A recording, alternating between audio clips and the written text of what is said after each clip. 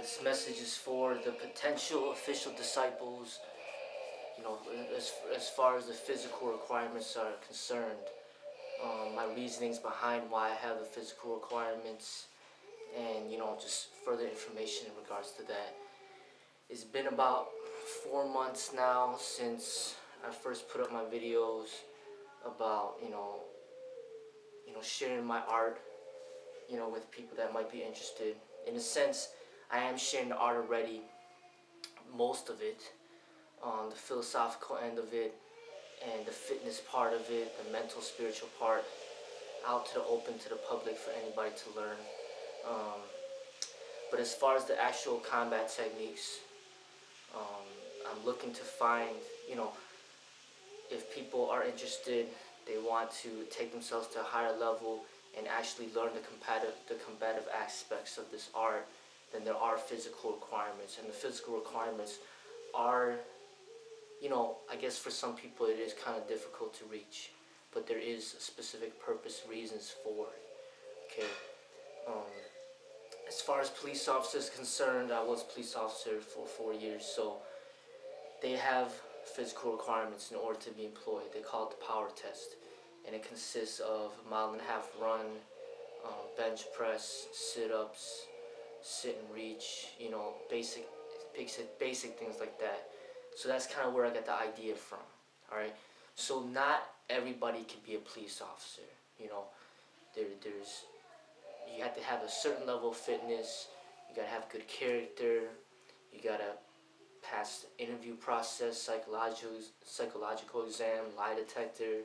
You gotta get proper education. So there's a very small percentage of the population that are police officers. Okay, so it's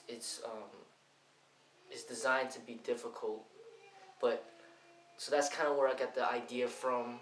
What I don't like about the belt ranking system of the traditional martial arts is that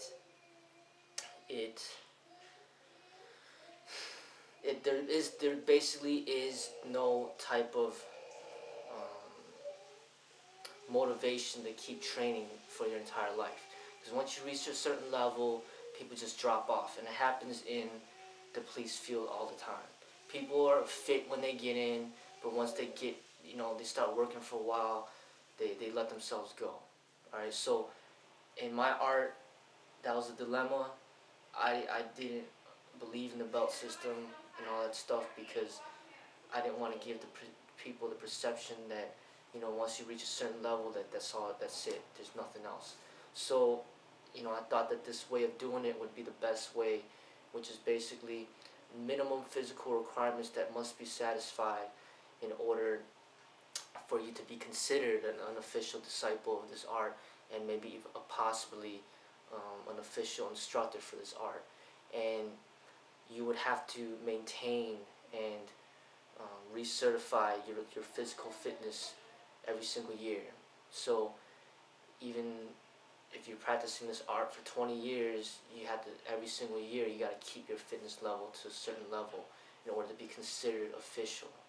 Okay, so I felt that that's the best way to approach it. And also, as far as the requirements are concerned, everybody that can't meet the requirements are basically beginners. So that's pretty much like white belts. Everybody's beginner, and in order to reach the next level is the red, which in my art is intermediate. So to reach that level, there's certain physical requirements that must be met, and those physical requirements, I designed it to be far surpassing the requirements to be a police officer. So my ideal is, in order to be considered intermediate, red status, the person would have to be in much better shape than the average police officer, in even much better shape than the average person that goes into the military. I've designed the requirements to be surpassed for the majority of the population. So if the people can meet this, which I guess not that many people can, then you would be considered like pretty much at a higher level of as far as physical fitness is concerned, above a lot of people out there. I designed it like that for a reason, because I feel that people should strive to better themselves physically. Um, that's much more important than the actual combative techniques of the martial arts are concerned. And one of the main reasons why I want people to satisfy those physical requirements before learning the techniques is because I don't want my art to be misrepresented. The techniques that I have to show are extremely effective, very simple, very scientific, but they will only be effective if you have the right amount of speed, strength, power, endurance in order to make it effective. Alright, so what I'm trying to do is get you to develop your body as like a very efficient type of, I guess, machine. Similar to people that create vehicles, they gotta build a car before you can drive it. So to me, I guess martial arts is comparable, the combative aspects is concerned, as far as techniques are concerned, it's comparable to like being like a race car driver. Like, it's an elite way of driving a vehicle that not a lot of people know how to do. People just know how to drive it basically, you know, on the road, but not a lot of people know how to do high-speed driving and stuff like that. So that to me is like the combative aspect.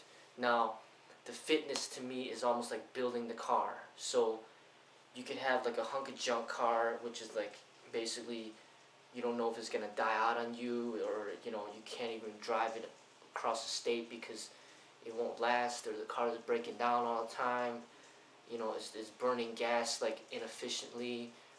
The battery dies all the time. The engine's making noise. You can have that type of car, or you can have like a high quality car, like say like a Porsche or something like that. You know, very fast. You know, engine is running smooth. You know, efficient with the gas and everything. You know, just a highly efficient car. So the fitness to me is building your body to be efficient, to be an efficient type of machine, to have good endurance, to have good amount of speed, to have good strength, right? Good flexibility. These are all the components, the fitness components that are needed in order to take it to the higher level. And to me, the technique of the martial arts is a higher level of training, okay? And I want to make sure that the people have that discipline to train their bodies, you know, for fitness, for health.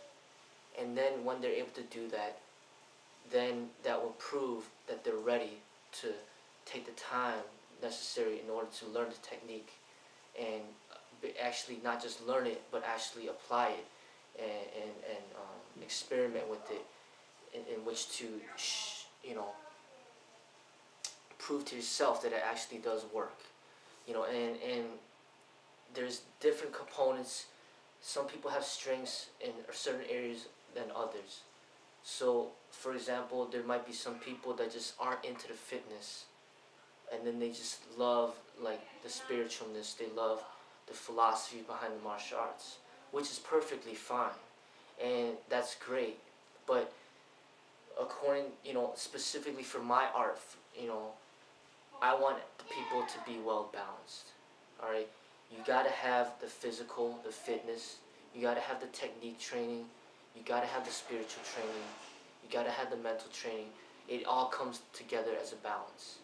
And I don't want to, you know, exclude people completely that don't have that physical motivation, but we could still work together as, I guess, learn from each other, you know, through the other aspects, you know, no matter if it's the spiritual, the philosophical, the mental training, which is completely fine.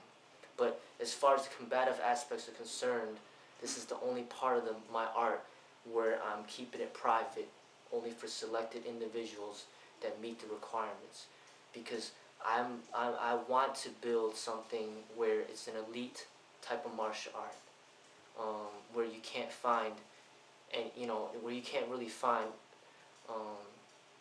just walking down the street, you know, in the business corner, you know, where you got martial arts schools that are commercialized that just teach anybody that has